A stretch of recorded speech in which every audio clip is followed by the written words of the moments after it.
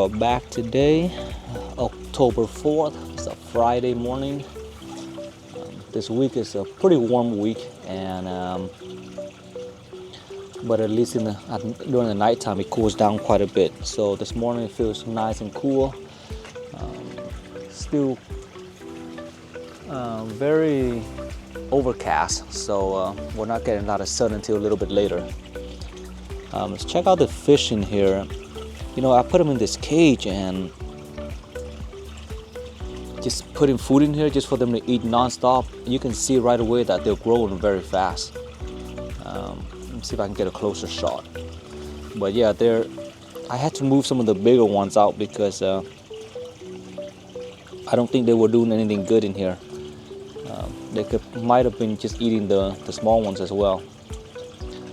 But check that out. Nice and big. I do have one big two-step kohaku here because someone's gonna pick it up, so I'm gonna leave it here just to make it easier to catch later on, because this fish is notorious for hiding between the liners. Okay, but right now what I'm gonna do is do a PP treatment on the pond, because it's been a few months since I did it on this one. So every now and then I just do it to ensure the safety of the fish and to clean out any potential parasites and so on. As you can see, high stocking density, and fish are overall super healthy. I mean, I'm not seeing anything of concern at the moment, but as a preventive measure, we want to be good with the routine, and the maintenance routine of bacterial control and parasite control is very important. So this ensures that the fish will continue to be in this environment that is highly dense and overcrowded, but still maintain health. So I'm gonna do that today by treating this one. The previous video I did was on the bigger pond. I thought I'm gonna do another one of this on this smaller pond just to kind of showcase how it works. We're gonna go over all the steps again. We gotta be very careful with the measurement and also the countermeasure in case something goes wrong. So what we want to do is disconnect the filters so the biological doesn't get hit by the potassium permanganate. And so for me, it's these sets of pumps here and these two sets of pumps in the back right here that I'm gonna have to shut off, which is connected here. So it's pretty easy for me. I'm gonna just take this out right here. Let me see. See, I'm just gonna disconnect this right here, and we're good. All right. Before I do that though, I thought I'd share these taro right here. I mean, some people call it taro, some people call it elephant ear, but in the Vietnamese cuisine and a lot of Southeast Asian cuisine, we actually eat these things, but we eat mostly the stem. So what we do is we break it off and then we take the fibrous skin out, and then we eat the porous stem on the inside as a garnish or in a soup. Usually the leaves we discard, right? But I thought I'd toss some leaves in. Anyways, the last few days I've been noticing that these fish, they really love the green leafy taro. So I put it in there, and last night I put a bunch of them, but look, they consumed most of it already. So those are just the stems and the thicker like veins. But the leafy green part has been eaten by a lot of the fish, so that tells me that they love it. I'm gonna grow some of these and just toss whenever I make use of the stem, I'll just put the leaf in here and let them eat it, which is very useful. All right, so we got the thing disconnected. We got the air pump in. Let's turn that on.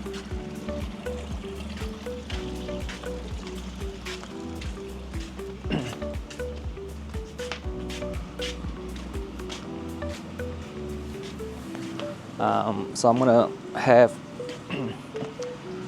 air pump is pretty critical for this procedure, mostly because we need to make sure that the water is, agitated and mixing the potassium permanganate. Also, in the process of doing this, You know, they are doing lawn mowing right now. It's a little bit loud. No, it's okay. All right, so let me connect this. But yeah, in the process of treating potassium permanganate in the pond, you're gonna lose a lot of oxygen. So it's really important that you have the aeration going. Yeah, look how they tore out all those things. They shredded those taro leaves. Very, very good. Like, I don't know. I mean, so haven't seen anything negative yet.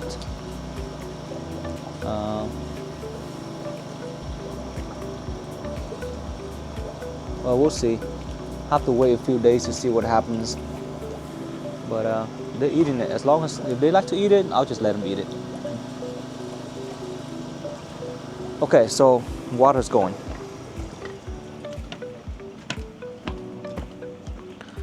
All right. Here's a quick shot of the big pond.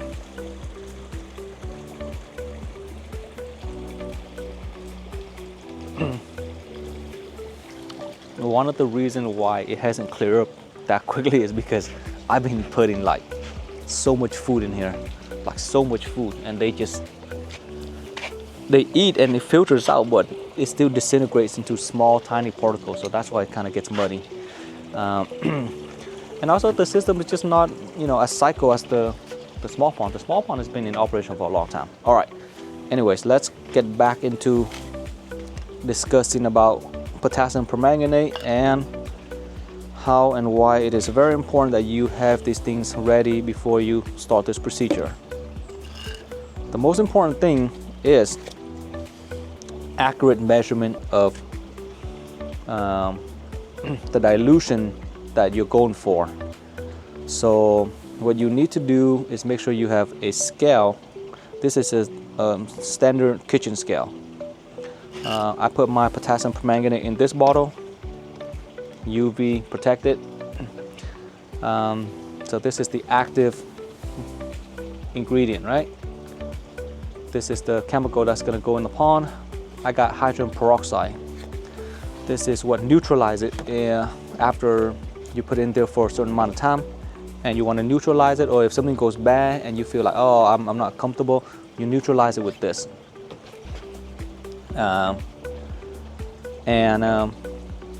This is just a cup to hold the potassium. All right, so the scale, what we want to do is make sure that we have the right measurement. My pond, and this is very important, you need to make sure you have the right measurement, and you need to know the volume of your pond, because if you don't, what you end up doing is putting in the wrong amount, and then you're going to end up killing your fish. So on this website, you can't see it in here, but actually I wonder if you could. Okay, so there's a website called KoiFan, right? You go on there, there's a calculator. You use it to calculate potassium permanganate. So for me, I'm gonna put, as you can see right here, I'm gonna put 3,500 gallon because that's my volume, 3,500 gallon. All right, and it converts to liter as well, but I want 5 ppm, which is extremely high dosage. Like 5 ppm will kill your fish if you don't take care of it after a while. So 5 ppm is 5 parts per million. Based on my volume of water, to get 5 parts per million of pp, I will need 2.33 ounce or 66 grams right here. You see it? 66 grams. Let me see. There you go, 66 grams. And so that's what we're gonna do. Excuse me. We're gonna try to get 66 grams from this thing.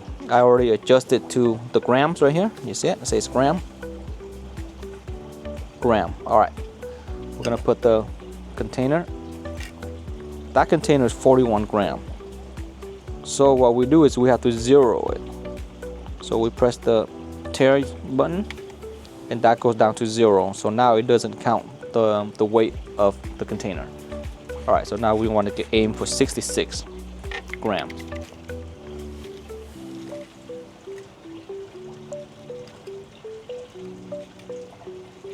All right, we got 44. Oh, 62. Okay, hold on. 63, 65. All right, a little more. Now we're at 66. Okay, so based on the calculation, that's what's gonna happen. Okay, I'm gonna put this on the screen when I make the video so that so that you can see what my procedure is. And I'm gonna expose the water to this for a little over an hour, maybe an hour and a half at the most. What you'll notice is the fish are gonna become somewhat oxygen deprived, so they start getting into the surface, gasping for air, and that's when you know that it's probably a good time to get rid of the potassium. All right, I want to crush some of these things first because it's got these giant chunks. And then this stuff is an oxidizer, so it like kills everything indiscriminately. Also can kill your skin too and stain it really brown if you're not careful. So when I do this, usually I wear gloves, but since I'm putting everything in a container, I'm not directly touching it, so I'll just work on mashing this up for now, and then I'm gonna put it where the air bubbler is. So this will be an interesting test because now I have a combination of adult fish in the pond as well as baby koi. So I actually kind of want to see how the baby koi interact with this. I mean, I'm a little nervous about the baby koi because they're obviously, you know, smaller. They can be more tolerant of certain things, but I don't know how they're gonna handle 5 ppm. So we're gonna find out. Obviously, I don't want any fish to die, but if the babies do die in the process, it's a learning experience. But 5 ppm should get rid of like fluke and all kind of like bacteria and stuff in the water, and it's good to purify the water every now and then. All right, so we got that all mashed up. Let's double check, okay? 66 gram. If we change the unit, we should get about 23, 24. No, that's pound. ml, ounce, 2.3 ounce. That's the exact measurement that we want. Okay, so here we go. Let's bring it over here.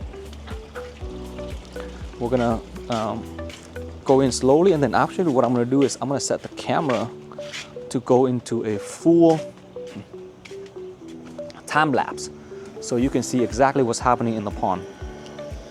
All right, so here it is. I'm gonna put in here, and it's gonna definitely cloud up everything, make everything red. There we go. All right, and there's still a lot in here, right? So gotta make sure you get that out. All right, so that's okay. So that's 5 ppm, and it's gonna get distributed. What's happening is when it first comes in, it's very potent. It's gonna stay purple or this like velvet red color, like a wine red color. When it starts oxidizing, breaking down organics, and once it uses it up, it turns brown. But if we have 5 ppm, there's a lot of it, so that's a high concentration, which means it probably won't turn brown within the time period that I have. And that's why you got to be careful and watch how long you've exposed the fish for. So right now, as you can see, it just comes in. Nothing's really happening. The fish are a little startled because you know, they're not used to seeing the water this color, and they're still at the bottom. And then once the water mixes everything over the next hour and a half, usually I don't do more than 2 hours because I think it's too much stress on the fish. And also it depends on the pond too. Like some ponds, if you have too much organic, within 30 minutes you might have spent all the PP. And in this pond, I don't think there's that much organic because it's super clean. Even in 2 hours, it might still be purple. So I'm gonna go ahead and set up the camera into a time-lapse mode, and then we're gonna just watch this thing work for the next 2 hours or so. You see the water inside the small tank right here, the small cage. It's actually starting to turn kind of reddish, you see? I'm gonna get a closer look right there. There we go. All right, so it's interesting to see how the small fish interact with the PP. But this is what it's looking like right now. All right, I'm gonna set this up. Let me see. All right.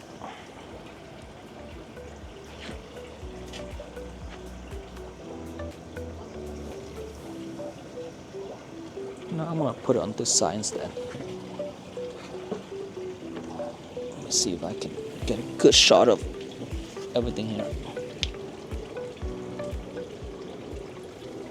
All right, so I'm gonna stop.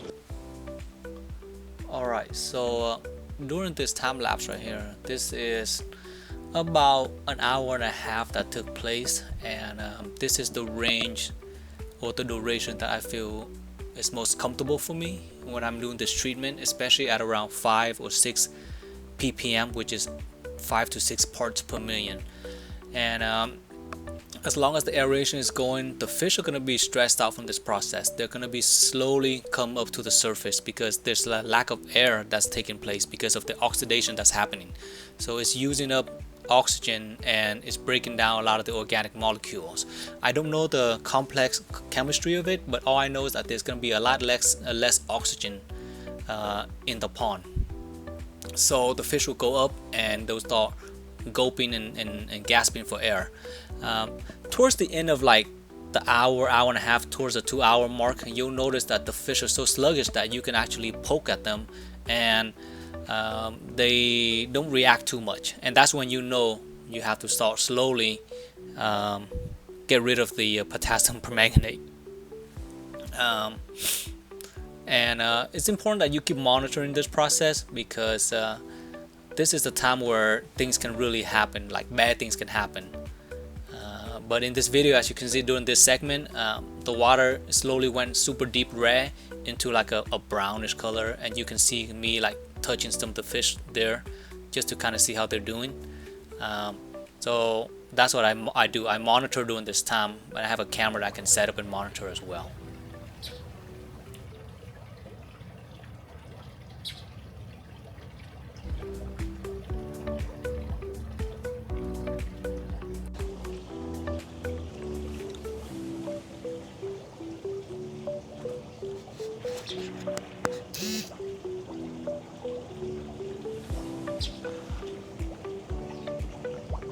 Okay, so we are now at about a little over an hour and a half, right? And the water, it's still got that sort of like red clay look, but it's not velvety red, it's not wine red. So it still has a lot of active ingredients. But I think between an hour to 2 hours, what it needed to do was probably already done. So you can kind of tell because the fish are kind of sluggish.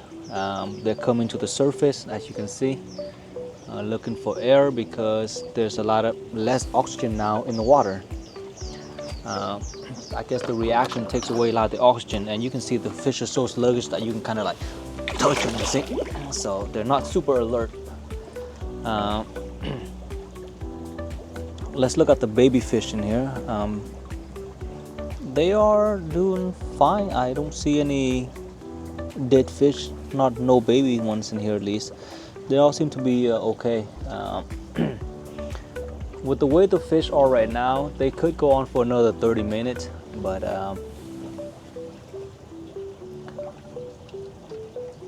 I think we're okay. I think for my purpose, I think for this amount of fish and the fact that I feel like there just isn't any outbreaks in here for me to worry about doing extensive PP treatment, but this is about as extensive as it gets. Okay, so baby fish are okay, big fish are also okay, but as you can see, they're all on the surface. So what I'm gonna do now is I'm gonna neutralize it so that we can get rid of all the potassium permanganate active ingredient. And I think with the amount of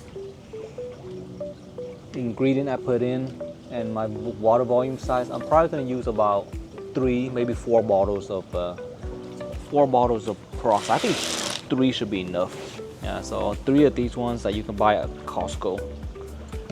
I'm gonna go ahead and set this here, and then we're gonna do 3 bottles. So I'm gonna, hold on, I'm gonna leave this camera down.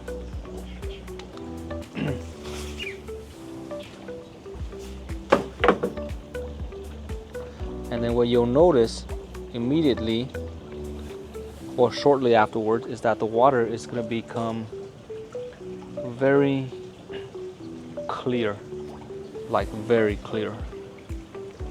All right, here we go.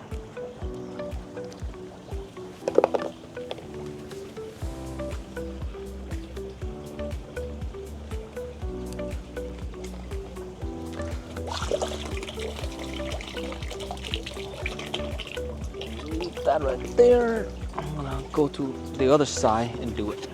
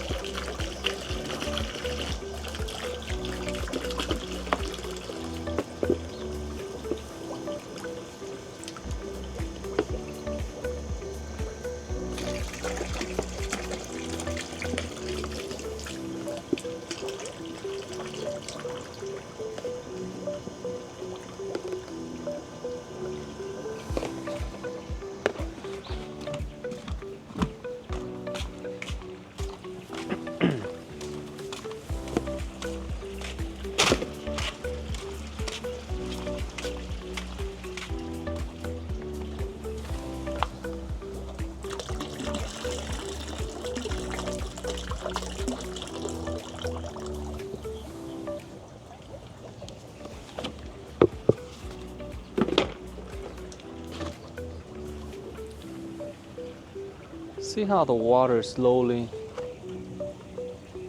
becoming less red? And then what happens is the fish are gonna slowly sense that there's enough oxygen in the water, and then they'll come down. See, that's clearing up right there. Let me extend this thing out a little bit.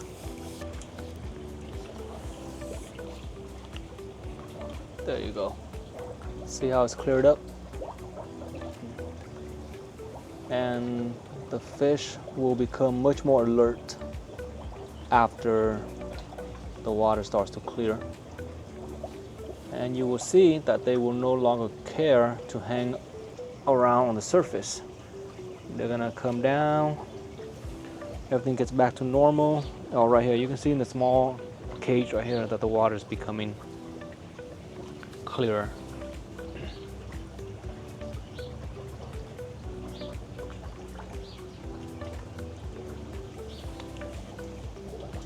Yep, so that took care of the leftover potassium permanganate.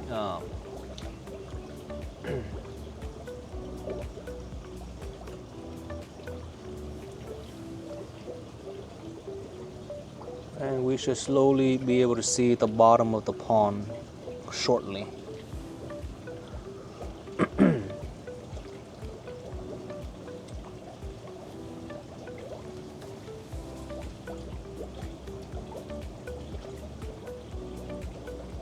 See how quickly it cleared up?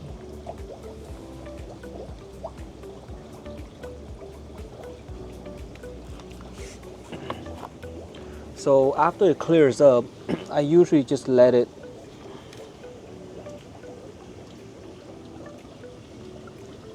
oh shoot, I missed the fish. I had a little fish that escaped. After it clears up, I usually let it run for another hour before I turn on the filter, just to make sure that we clear everything out of the system. Look at this big shoal right here. It's making a nice recovery. She seems to be a little bit more stressed during this process than the other fish.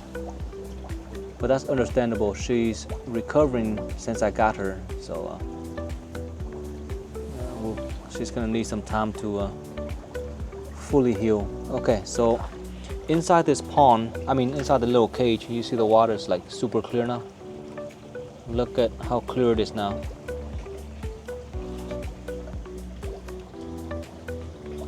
See that? It's like crystal clear down here.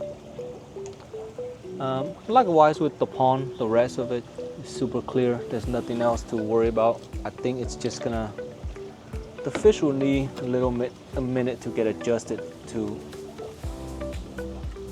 Got it. Oh, I got the little fish. This one escaped. I want to put it back in here. There we go.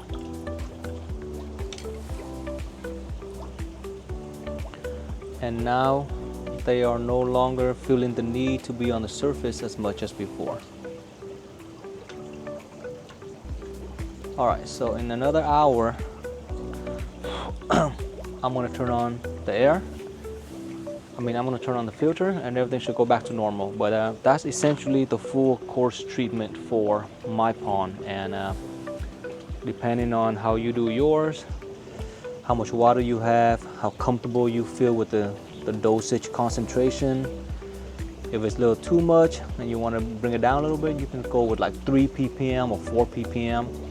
But at 5 ppm, you see it worked pretty well. And I just neutralize it with 3 bottles of water, and the pond water is now super clean. This big fish is a little more stressed out than the other ones, but I think in a few more minutes she'll be swimming back like normal. We're not gonna hopefully see any adverse effect on her, because I've never seen any fish have any long-term negative impact from this treatment so far. I've done this on both ponds.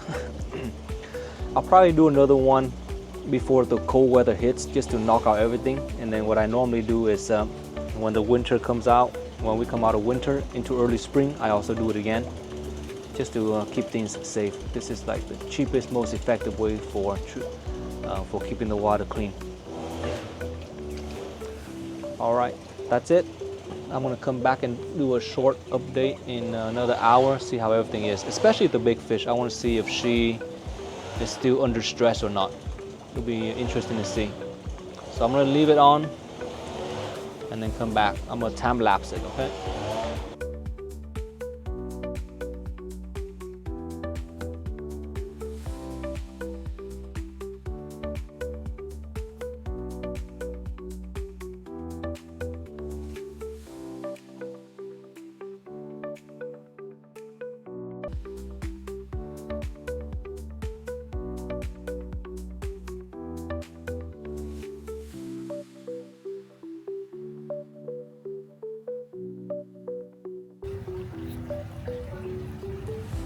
All right, so an hour later, and you can kind of see the water's pretty damn clear. And it was already clear before, but now you can tell that it did something else. It got rid of some of the tanning, so the color appears a little better now. There's a lot of particulates and stuff floating around, but that's gonna get in the filter eventually. So yeah, that's it. I'm just gonna turn back the pump on, and we're good to go. All right, so hopefully you guys found that useful. You saw the whole process. It is dangerous if you don't know what you're doing, but it could also be very easy if you measure everything accurately and you know the volume of the water and you keep an eye on it. It's a great way to treat the pond and make sure that the parasites are gone, bacteria is gone. So do this a couple of times a year. I think once every 2 months, 3 months is good, especially beginning of the season, end of the season. At the end of the summer with all the feeding, it's a good idea to do it because there's just a lot going on. Yeah, I'm seeing the fish swimming around, very happy. They no longer show signs of stress, as you can see. This is because the oxygen is all saturated back into the water. The only scary time is when it's at the beginning, when when the ingredient starts working, and then they start getting into the air, because they start floating up. The fish gets on the surface, they look really stressed out, and that's the only scary part. But once you're done, they should all look like this, swimming around, happy, jolly, just enjoying their life. Okay, feel free to ask any questions if you have it.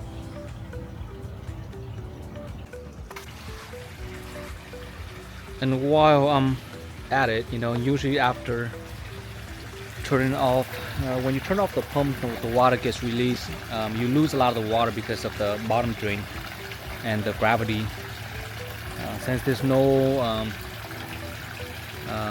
water being drawn by the pump, it goes down a little bit more. So that's normal. So I'm gonna refill up, and since I'm refilling it, I might as well add in some baking soda, because this is gonna help. When you have a lot of fish and you do a lot of feeding, it's gonna eat up a lot of your carbonate. So replenishing it is gonna prevent your pH from crashing. You'll be surprised how something so small and simple can really help your pond. Doesn't have to be exact, but you do it regularly enough, it's really good.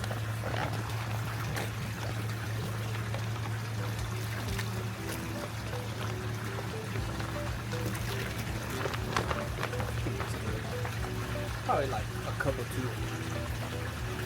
Might put a little bit more tomorrow.